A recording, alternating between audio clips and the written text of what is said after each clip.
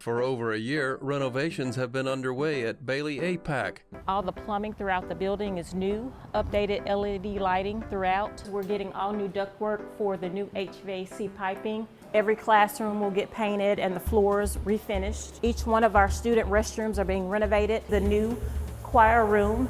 This classroom will be our new art classroom, new sinks, new millwork and countertops.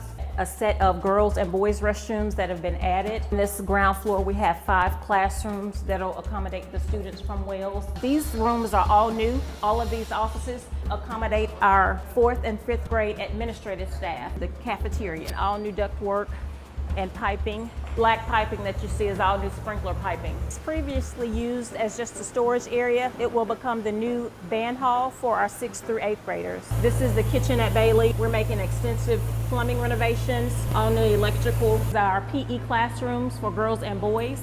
Here in the gym, the ceilings have been painted. We've received new lighting. We received air conditioning in the gym. In the library at Bailey, new HVAC ductwork, the ceilings restored, the floors will be refinished. We anticipate the completion of renovations in the spring of 2025, and we look forward to our Bailey Middle and Wells APAC scholars moving into their upgraded facility by fall 2025.